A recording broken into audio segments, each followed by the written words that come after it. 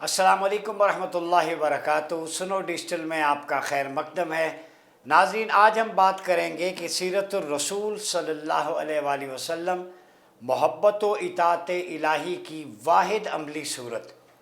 जब हम इस पे बात करते हैं तो कुरान मजीद ने बसराहत ये ऐलान कर दिया कि नबी मुकर्रम सल्लल्लाहु अलैहि वसल्लम की इताअत ही इताअत इलाही है, और आप सल्लल्लाहु अलैहि वसल्लम की सीरत तय्यबा की पैरवी के बग़ैर बारी ताला की इताअत व बंदगी का कोई तसव्वुर और सूरत नहीं है। ये लाउड एंड क्लियर है। इसके बारे में हम कुरान मजीद से आर्गूमेंट लेते हैं तो अल्लाह रब्बुल इज़्ज़त ने फरमाया सूरह निसा चैप्टर नंबर 4 वर्स नंबर 80 के अंदर, मैं युतिर रसूल फ़क़त अता अल्लाह। ये पहला ऑर्डर है जो अल्लाह रब्बुल इज़्ज़त की तरफ से कि हमें मिलता है कि जिसने रसूल सल्लल्लाहु अलैहि वसल्लम का हुक्म माना, बेशक उसने अल्लाह का ही हुक्म माना। तो हाकमियत मुस्तफ़ा सल्लल्लाहु अलैहि वसल्लम असल में हाकमियत खुदा है।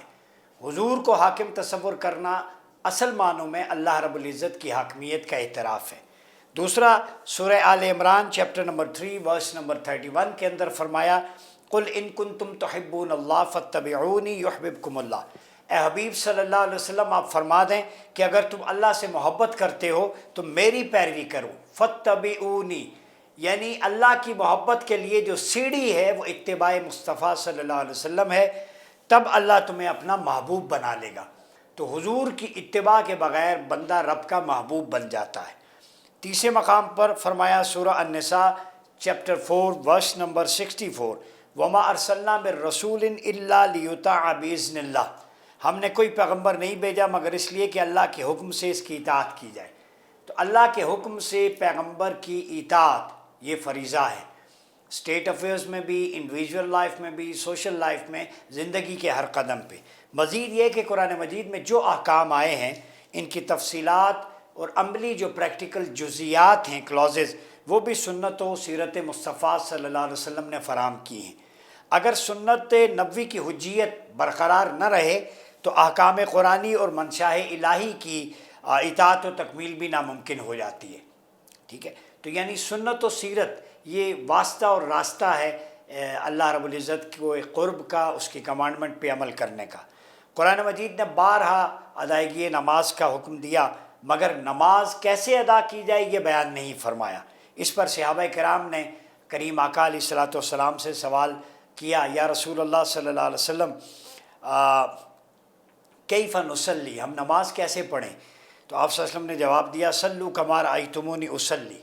और इस हदीस को बुखारी में अस्सही में किताबुल आज़ान बाबुल आज़ान लिल मुसाफिर, ये इमाम बुखारी ने इसको नकल किया रकम 605, कि जिस तरह मुझे नमाज़ पढ़ता देखो उसी तरह पढ़ा करो। सो इसी सीरत मोहम्मदी सल्लल्लाहु अलैहि वसल्लम ने तरीक़े नमाज को मुतय्यन किया और हुक्म इलाही की इताअत अमलन मुमकिन हो सकी।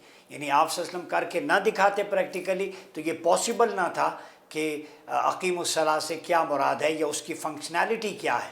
तो फंक्शंस जो हैं वो अमली सूरत जो है अल्लाह रब्बुल इज़्ज़त की इबादत की, वो हुजूर के तरीक़े के बग़ैर मुमकिन नहीं। तो ये ज़रूरी है। फिर इसी तरह हज की फ़र्ज़ियत का हुक्म आया, लेकिन उसके मनासिक और सही तरीक़े को किसी को मालूम न थे। मेथड क्या है, अरकान क्या हैं, वक़ूफ़ अरफ़ा क्या है, तवाफ़ विदा क्या है, ज़ियारत मुज़दलिफ़ा, ठीक है, ये सारी चीज़ें। तो आप सल्लल्लाहु अलैहि वसल्लम ने फरमाया खुज़ू अन्नी मनासिककुम। इब्न हिब्बान ने अपनी सही में इसे नकल किया है कि मुझसे हज के मनासिक सीख लो। किसी ने पूछा, हमें मंशाए इलाही मालूम न हो सकी, क्या हर साल हज के लिए आना पड़ेगा, वो फ़र्ज़ होगा? तो आप खामोश रहे। साहिल ने फिर सवाल किया तो आपने फरमाया, लौ कुल्त नअम लवजबत, अगर मैं हाँ कह देता तो हर साल के लिए फ़र्ज़ हो जाता। यानी हुजूर के हाँ कहने से वो फ़र्ज़ियत कायम हो जाती। जुमला सहाबा कराम अपने अमालो इबादात को आप सल्लल्लाहु अलैहि वसल्लम की सीरत के ज़रिए मुतय्यन करते, इसी को इताअत इलाही की वाहिद मुमकिन सूरत समझ लेते। और मरवी है कि सैयदना उमर रज़ी अल्लाह ताला अन्हु हजर अस्वद को मुखातिब हुए, फरमाया, इन्नी अअलमु अन्नका हजरुन ला तदुर्रु वला तनफ़ा वलौला इन्नी रअयतु नबी सल्लल्लाहु अलैहि वसल्लम युक़ब्बिलुका मा क़ब्बलतुका। मैं जानता हूँ तो एक पत्थर है, ना तो नफ़ा देने पर कादिर है ना नुकसान पर। अगर मैंने रसूलुल्लाह को तुझे बोसत देते ना देखा होता तो मैं कभी तुझे ना चूमता। ٹھیک ہے، ابن ماجہ میں کتاب جو ہے اقامت الصلاۃ والسنہ فیہا باب تقصیر الصلاۃ فی السفر، ٹھیک ہے۔ تو حجر اسود کو سیدنا فاروق اعظم رضی اللہ تعالیٰ عنہ اس لیے بوسہ دے رہے ہیں کہ میں نے کریم آقا کے لب اس کے ساتھ لگتے ہوئے دیکھے ہیں، چونکہ آپ کے فرمان کی تعمیل ہی اطاعت الہ ہے۔ کسی شخص نے عبداللہ بن عمر رضی اللہ تعالیٰ عنہ سے سوال کیا، قرآن میں نماز سفر یعنی قصر کی تفصیل نہیں ملتی، ٹھیک ہے، تو آپ کیسے پڑھتے ہیں؟ ابن عمر نے جواب دیا، ان اللہ بعث الینا محمدا صلی اللہ علیہ وسلم ولا نعلم شیئا فانما نفعل کما رأینا محمدا صلی اللہ علیہ وسلم نفعل۔ احمد بن حنبل مسند۔ اللہ نے ہماری طرف آپ صلی اللہ علیہ وسلم کو مبعوث فرمایا، ہم کچھ نہیں جانتے تھے، ہم صرف اسی طرح کرتے جاتے جیسے رسول اکرم صلی اللہ علیہ وسلم کو کرتے دیکھتے۔ تو یہ تمام حقائق اس امر کی تصریح کرتے ہیں کہ قرآن میں جو احکام الہی ہیں، جو کتاب ہے، اس میں مجرد احکام ایبسٹریکٹ کمانڈمنٹس جو ہیں تو موجود ہیں، مگر ان احکام کی تفصیلات اور جزئیات ڈیٹیلز نہیں ہیں۔ اس پر عمل درآمد کی عملی شکلیں، پریکٹیکل ماڈلز، اہل ایمان اگر احکام الہی کی عملاً اطاعت کرنا چاہیں تو وہ سنت و سیرت مصطفیٰ صلی اللہ علیہ وسلم کے بغیر ناممکن ہے، ٹھیک ہے، اور نہ ہی دین اسلام ایک عملی دین کے طور پر ابھر سکتا ہے۔ تو ایک ایبسٹریکٹ جو ہے وہ کمانڈمنٹس اللہ کی ہیں، لیکن ان ایبسٹریکٹ کمانڈمنٹس کو پریکٹیکل ماڈل بنا کے آپ صلی اللہ علیہ وسلم نے اپنی سنت و سیرت کے ساتھ دکھایا۔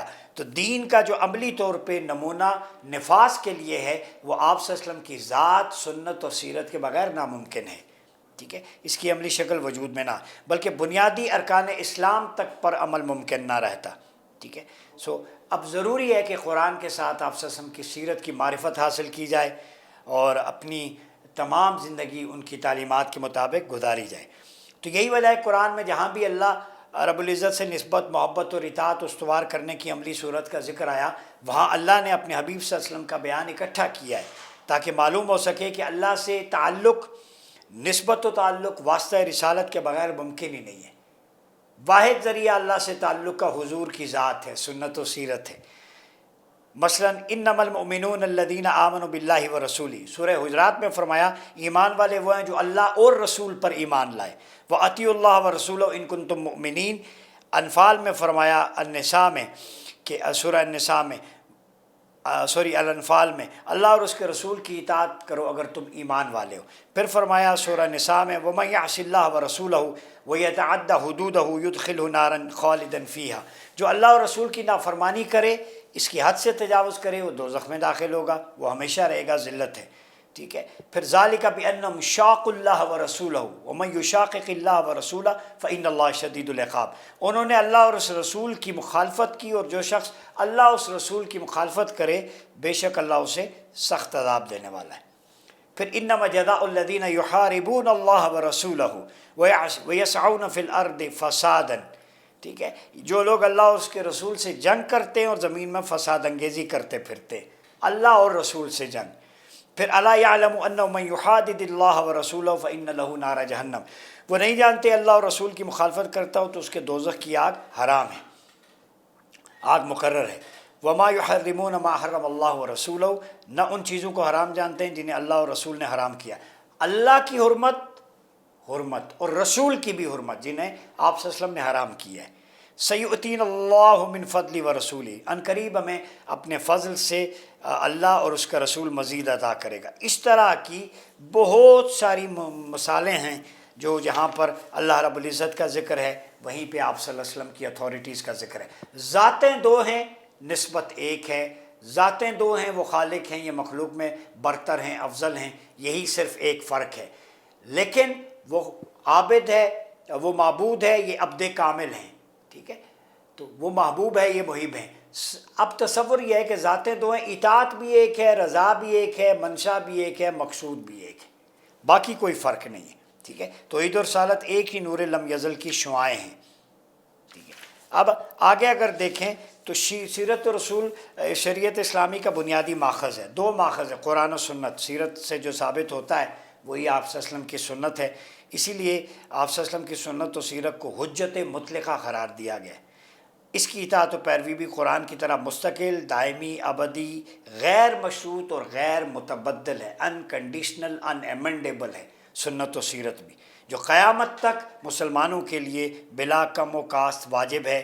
پوری امت مل کر بھی آپ صلی اللہ علیہ وسلم کی سنت اور اس کے احکام کو قرآنی احکام کی طرح منسوخ، معطل یا تبدیل نہیں کر سکتی، حتیٰ کہ اس کی حجیت اور واجب الاطاعت اور قابل عمل ہونے کا مطلقاً انکار بھی کفر ہے، اور اس پر ایمان و اعتقاد رکھنے کے باوجود عملی انحراف، فسق، ظلم اور دلالت ہے۔ ٹھیک ہے، اس کے بغیر یعنی قرآن مجید پر اور اس کے احکام پر ایمان رکھنے کو کافی سمجھنا یہ منافقت ہے، اور عند اللہ یہ عقیدہ مردود ہے۔ ٹھیک ہے، جیسے فرمایا یا ایھا الذین آمنوا اطیعوا اللہ واطیعوا الرسول واولی الامر منکم فإن تنازعتم فی شیء فردوہ الی اللہ والرسول، اللہ رسول کی اطاعت کرو، صاحبان امر کی، پھر کسی مسئلہ میں اختلاف کرو تو حسمی فیصلہ اللہ اور رسول کی طرف لوٹا دو۔ تو اطیعوا اللہ کا لفظ اللہ کے بعد رسول کے لیے دوبارہ آیا ہے، وہ اطیعوا الرسول، جب اولی الامر کے لیے اس کا تکرار نہیں ہوا۔ اس کا مطلب ہے کہ اطاعت جس طرح اللہ تعالیٰ کے لیے مستقل اور مطلق ہے، اسی طرح رسول اللہ کی اطاعت مستقل اور مطلق ہے۔ اولی الامر کی مشروط ہے، رسول اللہ کی مستقل اور مطلق ہے جیسے اللہ کی اطاعت، مگر اولی الامر جو ہیں وہ عارضی اور مشروط ہیں۔ اگر اللہ اور رسول کی اطاعت کے تابع ہوں تو ان کی اطاعت واجب ہے۔ ٹھیک ہے، پھر تصور حاکمیت اور مقام رسالت کیا ہے؟ اسلام میں شارع قانون کی حیثیت سے اللہ کے حبیب صلی اللہ علیہ وسلم کو جو حاکمیت ملی ہے وہ تشریعی اختیارات بھی ہیں، تشریعی ہیں۔ وما آتاکم الرسول فخذوہ وما نہاکم عنہ فانتہوا، سورہ حشر میں فرمایا رسول جو کچھ تمہیں دے دیں عطا کریں لے لیا کرو، جس چیز سے منع کریں رک جایا کرو۔ ٹھیک ہے، فلا وربک لا یؤمنون حتی یحکموک فیما شجر بینہم، جب تک یہ لوگ مسلمان نہیں ہو سکتے وہ اپنے درمیان واقع ہونے والے اختلاف میں آپ کو حاکم نہ بننے۔ یہاں حاکمیت مصطفیٰ قائم ہے، حضور کی حاکمیت کا ذکر ہے۔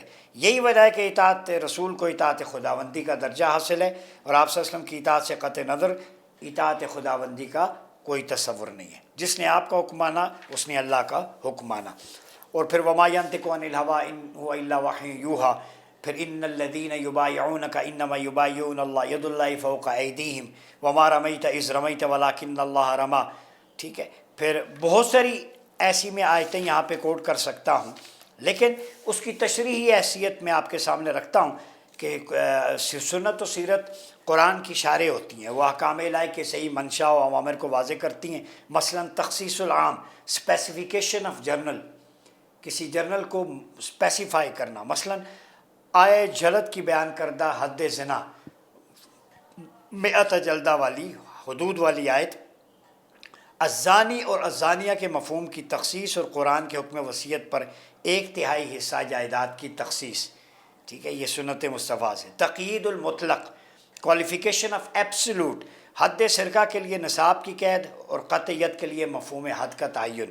بیان مجمل، ایکسپلینیشن آف امپلیسٹ، مفہوم صلاح، تدارکات اور تفصیل اوقات کا بیان، یہ سنت و سیرت سے۔ استثناء، ایکسیپشن، مثلا حرمت میتہ میں مچھی اور ٹڈی کو آپ صلی اللہ علیہ وسلم نے حلال قرار دیا، اختیار ہے کہ آپ جس کو حلال کریں۔ اور غسل رجلین کے حکم میں مس علی الخفین کا استثناء۔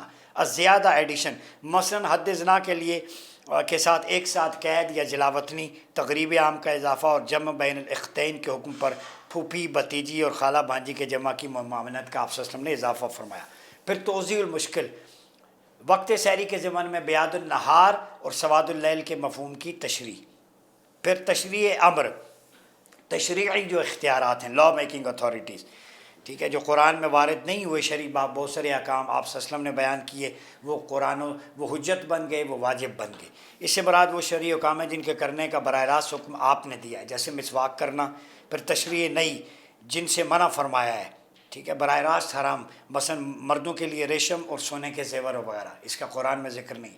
تشریع جنائی، جو اصلاً قرآن میں مذکور نہ تھے، ان کی تشریح براہ راست سنت نبوی سے، مثلا شراب کی حد، حرمت شراب کا حکم قرآن میں ہے، مگر قرآن نے اس کی سزا متعین نہیں کی، سنت نبوی نے، اور 80 کوڑے ہیں۔ پھر حد رجم، شادی شدہ مرد و عورت کے لیے سزائے زنا۔ حد ارتداد، مرتد کی سزائے موت بھی سنت نبوی سے متعین ہوئی، قرآن میں نہیں ہے۔ تشریع تسبب، جو حکم کسی قانونی فعل کے سبب سے وجود میں آیا مگر اس کی تشریح بھی آپ صلی اللہ علیہ وسلم کی سنت سے، مثلا قاتل کا مقتول کی وراثت سے محروم ہونا، ٹھیک ہے۔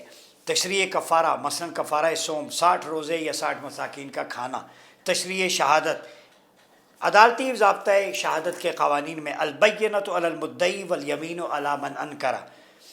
سو اسلام اور احکام شریعت کو کاملاً سمجھنے کے لیے، عمل کرنے کے لیے قرآن و سنت لازم و ملزوم، ناگزیر ہیں، ٹھیک ہے۔ ان میں سے کسی ایک کی حجیت و ضرورت شرعی کا انکار دین اسلام کو ناقابل جو ہے وہ نامکمل اور ناقابل عمل بنا دیا، ٹھیک ہے۔ پھر آپ صلی اللہ علیہ وسلم نے فرمایا امرین لن تدلوا ما مسکتم بہما کتاب اللہ و سنت نبی، میں تمہارے اندر دو امر چھوڑے جا رہا ہوں، اللہ کی کتاب اور اپنی سنت، ان دو کو، وہ کتاب اللہ و اطرتی، اور دوسری جگہ اہل بیت۔ کہنے کا مقصد یہ ہے کہ جو لوگ آپ صلی اللہ علیہ وسلم کی سنت و سیرت کے بغیر قرآن کو، اللہ کے احکام کو سمجھنے کی کوشش کرتے ہیں، وہ منافقت میں ہیں، گمراہی میں ہیں۔ جہاں اللہ کے حبیب کی اتھارٹیز ہیں، اللہ رب العزت نے اختیار دیا ہے، بہت سارے احکام قرآن میں نہیں، آپ نے ان کو واجب، حلال یا حرام قرار دیا ہے۔ پھر قرآن کی مور دین 200 ورسز جہاں پر اللہ کی رضا، اطاعت، اتھارٹیز کا ذکر ہے، وہاں حضور کی اتھارٹیز کا ذکر ہے۔ تو آپ صلی اللہ علیہ وسلم کے بغیر نہ اللہ کی حاکمیت کا نفاذ ہے، اگر زمین پر اللہ کی حاکمیت کا نفاذ اور حاکم کوئی ہے تو وہ حضور کی ذات ہے۔ آپ سب سے پہلے حاکم، سب سے پہلے چیف جسٹس اور قاضی القضات ہیں۔ تو ہمیشہ سنت و سیرت کے پیرائے میں قرآن کو سمجھیں، رب کا قرب حاصل کریں، تو اللہ کی اطاعت، اس کی معرفت اور اس کا قرب آقا علیہ الصلوۃ والسلام کے دامن سے وابستگی میں ہے۔ اس کے لیے کثرت درود و سلام وظیفہ ہے، حضور کی سنت اور سیرت پر عمل کرنا، اس کے فروغ اور اشاعت کے لیے عملی کردار ادا کرنا۔ اپنا بہت خیال رکھیے گا۔ اپنے میزبان ڈاکٹر عمر ایاز عباسی کو اجازت دیجیے۔ اللہ حافظ۔